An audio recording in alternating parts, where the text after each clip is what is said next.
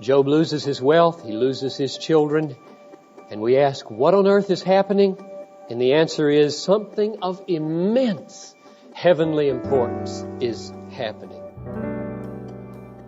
Imagine how much we would be helped if we could see behind the scenes when we suffer.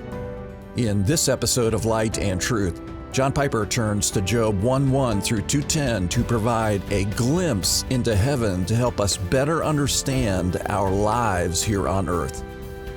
This sermon was originally preached at Bethlehem Baptist Church on July 7th, 1995. Verse 1 of chapter 1 introduces the man Job and his character. He was a blameless man, it says, upright, one who feared God and turned away from evil. In other words, if suffering is intended as a punishment for evil, he's not a very good candidate for calamity. He is a good man. He turns away from evil because he fears God. He pursues the right. He avoids the wrong. His reputation is blameless. His reverence for God governs all he does. Then, in verses 2 to 3, we see how the Lord rewards a righteous man. The promises in Scripture that the Lord is good to the righteous are not without meaning. He was extraordinarily blessed. He had 7 sons, it says, and he had 3 daughters. He had huge numbers of sheep and camels and oxen and asses and many servants. It says he was the greatest of all the people of the East. His righteousness had not gone unnoticed by his Father in heaven. Then verses 4 and 5 are a little snapshot out of his life, I think, meant to illustrate his reverence for God and his love for his family. It says that his family used to get together now and then under the roof of one of the brothers to have a feast. And the next morning, Job would always get up and give a sacrifice for each of his children, lest they had sinned and cursed God the night before. Now, I think what that is intended to show us is 2 things. He was extraordinarily jealous for the name of God. If perchance any of his children had taken the name of God in vain at a party the night before, he wants to cover that before God. And if perchance any of his children is in jeopardy of falling away from the Lord, he wants to plead to the Lord with a sacrifice for them. So he reverences God and he loves his children. A little snapshot out of this godly man's life of how he lived for the sake of God and his family. And then the calamity came. Drop down to verses 13 following. It was one of those feast days when all of his 10 children were gathered together in the home of the oldest brother. And a series of messengers comes on one afternoon to Job. Verses 14 and 15. A messenger comes to Job and tells him that the Sabaeans, the enemies, had attacked and stolen all of his oxen and all of his asses and killed all the servants except him, and he had escaped to come tell the tragedy. Verse 16, another messenger arrives shortly and says that fire fell from heaven, the fire of God, probably lightning and a brush fire or a forest fire, and had engulfed all the sheep and killed all the servants, and he alone had escaped to come tell him. Verse 17, another messenger comes and says that the Chaldeans had raided the camel herd and taken away all the camels and killed all the servants. And finally, a servant comes and says that all 10 of his children were crushed to death when a tornado hit their house and made the whole thing collapse. So all of Job's prosperity is gone, and his children are gone in one afternoon. And we ask, what in the world is going on here to this godly man? Now, to see what's going on here, you can't look in the world. You'll never get an answer to those kinds of questions in the world. So you shouldn't ask merely what in the world is going on. The writer of this letter, of this book, gave us a glimpse into heaven. That's where you can find out what's going on in verses 6 through 12. So let's look at what's going on in heaven. There's a meeting between God and Satan, and in verse 7, Satan says that he spends his time going to and fro in the earth, and then God puts on display his trophy that he delights in very much, namely Job. And he says, "Have you considered my servant Job, that there is none like him on the earth, a blameless and upright man who fears God and turns away from evil?" That's a very strange thing for God to do. It's as though a thief should meet the owner of a jewelry store in the middle of the night at the back of the store. And the owner says, "What are you doing here?" And he says, "Oh, I'm just walking around in your store, going to and fro." And the owner should say, "Oh, well, did you see the biggest diamond there on the front of the counter on display? It's flawless. It's worth $1 million. This is very strange of God. Now, I rule out the possibility that God is stupid. And I rule out the possibility that God is a bumbler. And I'm left with one answer. God is setting Job up. God is manifestly proud of Job because of the grace in his life. But Satan is not impressed. And in verse 9, Satan insinuates that Job is not such a great specimen of reverence after all. Does Job fear God for naught? In other words, Satan says the only reason he fears you is because you've given him so many possessions and such a nice family. Who wouldn't like God and fear God if God just treats him with wealth and kindred? You take those things away. Verse 11, "Put forth your hand now and touch all that he has, and he'll curse you to your face." And now God could have said to Satan, "I don't need to prove anything to you. I know the heart of my servant Job. To hell with you and your accusations." I think God says that to Satan every day. But not all the time. He could have done it, but he didn't do it in this case. Instead, God chooses to get an open victory over Satan. A victory that will display that in the heart of Job, God is of paramount value. Not things, not family, but God. So in verse 12, God says, "Behold, all that he has is in your hand. Only upon himself do not put forth your hand." And then come the calamities that we saw. Job loses his wealth, he loses his children, and we ask, what on earth is happening? And the answer is something of immense heavenly importance is happening. God is in the process of demonstrating to the heavenly hosts and to anybody else who has an ear to hear and an eye to see that he himself, and not anything Job possesses, is of infinite value to Job.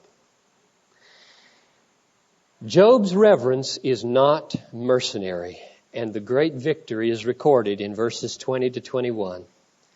Then Job arose and rent his robe and shaved his head and fell upon the ground and worshipped. And he said, "Naked I came from my mother's womb, naked shall I return. The Lord gave, and the Lord has taken away. Blessed, blessed, blessed, well spoken of, cherished, delighted in, be the name of the Lord." Satan was wrong. Job did not curse God. When his wealth and his children were taken away, he worshiped God. He blessed God. And so the superior worth of God was revealed, was manifested for all to see. But just as Job was recovering from the shock of losing his wealth and his children, he looks down at his hands. And he feels on his back and his neck and his face strange boils starting to emerge. It says in verse 7 and 8, he was afflicted with loathsome sores from the sole of his foot to the crown of his head. And he took a broken piece of pottery to scrape and itch and scratch himself as he sat in the ashes. Chapter 7, verse 5 gives us a more vivid description of this disease. It says that these were boil-like sores that opened and ran with pus and then got clogged with dirt and infested with worms. This is not a case of measles. This is a horrid thing. This is a horrid disease. Is this the reward of the reverence of Job? What in the world is going on here? And again, the writer says, you'll never find out in the world. And he gives us another glimpse into heaven. Chapter 2, verses 1 to 6. Again, God puts his trophy, Job, on display before Satan and says, have you considered, verse 3, have you considered my servant Job, that there is none like him on the earth, a blameless and upright man who fears God and turns away from evil? He still holds fast his integrity, although you moved me against him to destroy him without a cause. And again, Satan challenges the authenticity of Job's reverence. He says, Job is only reverent because you preserve his health, his body. Verse 4, skin for skin. All that a man has, he'll give in exchange for his life. But put forth your hand now and touch his bone and his flesh, and he will curse you to your face. So again, the worth of God is challenged. Is God in himself what Job values, or is it his health that God gives that keeps him fearing God? Does he love God, or does he love the gifts of God? Job has shown that he loves God more than he loves his family and more than he loves his possessions. But what about his health? Verse 6, God says to Satan, behold, he is in your power, only spare his life. In other words, behind these apparently absurd experiences of suffering, there is something going on in heaven of immense importance. There are transactions that are of universal significance. Do you believe that whether or not you reverence God in your calamity is a greater issue than any of the transactions in the White House or the Kremlin? I do. The most important events in the world are whether the children of God reverence God in suffering. When God chooses to confer with his arch enemy in the halls of heaven, more is at stake than will be at stake in Geneva. The demonstration of the worth of God in the faith and reverence of his people is the most important matter in the world. But when Job's health fails, it proves too much for his wife. She had endured with him the loss of her children and all the wealth of her family. I'm not as hard on her as I used to be. I used to get real mad at Job's wife. But put yourself in her shoes for a moment. She had just lost 10 children. She had lost all the earthly security of her possessions.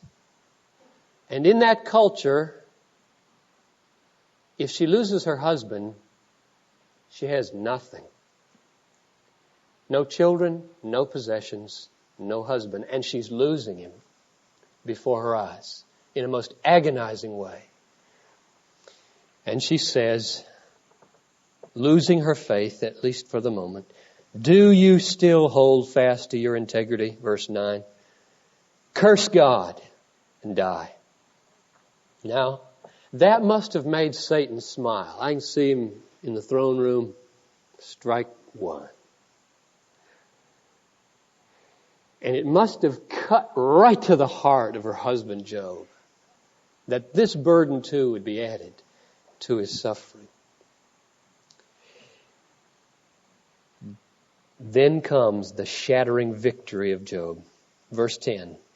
But he said to her, you speak as one of the foolish women would speak. Now, I like that. I think that's kind of Job. He could have said, if it were true, that's the way you always talk. He didn't say that because I don't think it's true. There's not a word about her opposition to the death of her children. Not a word. She was with Job in faith. And so when she speaks, he says, that's not the way you talk. That's the way foolish women talk. And I pray, I don't know what happened. We don't ever hear another word from her. She is not rebuked in the last chapter where all his other friends are rebuked. So perhaps that one word and then the faith of her husband did it. And she snapped back. We could hope that. But here's the key sentence of the victory. Verse 10. He says to her, shall we receive good at the hand of God, and shall we not receive evil? That is astonishing. Comforts, wife, and calamities come from the hand of God. And should it not be so? I picture Satan in heaven now, surrounded by 10,000 angels waiting this response. He's just got his wife, he thinks. And then comes the response. And 20,000 arms, angelic arms, go into the sky. And 10,000 voices say, worthy, worthy is the God of Job in the heart of Job. And you know what Satan does? He's gone to hell with Satan and his accusations. If you want to know how to resist the evil one, Job shows you how.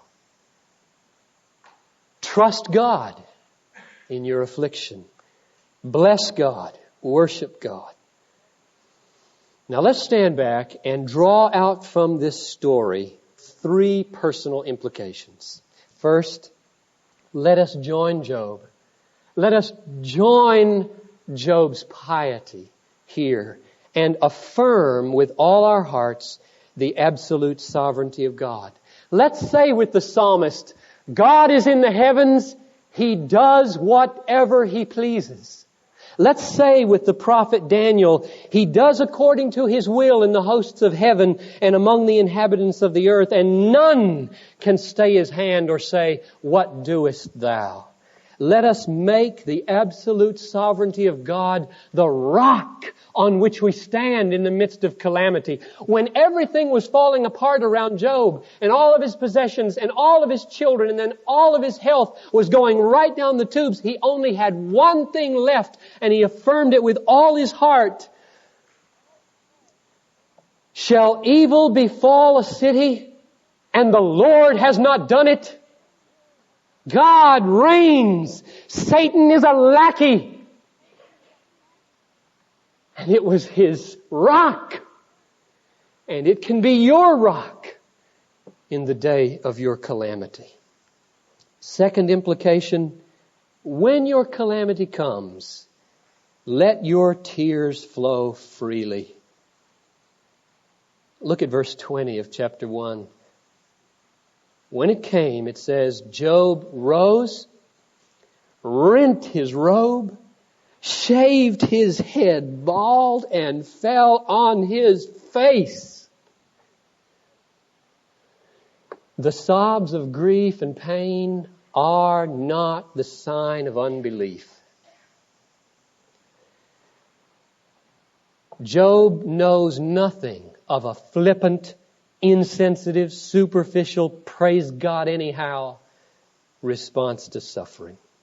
The magnificence of his worship was that it was in grief, not instead of grief. And I do not want anybody to leave this room today saying, oh my goodness, when I get sick and get in the hospital and the pastor comes visit me, I'm going to have to really keep a stiff upper lip because he's told me that I'm supposed to believe in the sovereignty of God in this affair. Well, you better be weeping when you lose your spouse and your child. You better let those tears flow if you're alive and not a rock. And you can believe I will not preach to you in that hour. I am preaching this morning so that we can look into each other's eyes at that moment and not have to say one word. And we won't. We will simply hold each other. Okay? Is that clear? Finally, let us trust the goodness of God and let Him be your treasure and let Him be your joy. When your calamity comes, and believe me, it's going to come, it's going to seem absurd, it's going to seem undeserved, it's going to seem meaningless, you're going to cry out, why? When it comes, my prayer is that you will affirm the absolute sovereignty of God.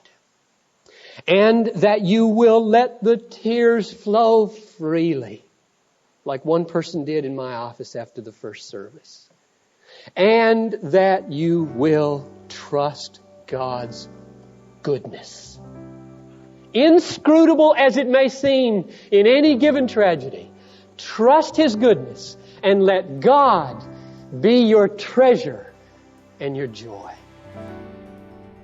This is Light and Truth, God-centered preaching to help you see Christ clearly and treasure Him truly. I'm your host, Dan Groover. Thank you for listening. On our next episode, John Piper continues our 5-part series, Trusting God in Trials, with a sermon titled, Clinging to Faith. I hope you'll join us. For more resources, visit desiringgod.org.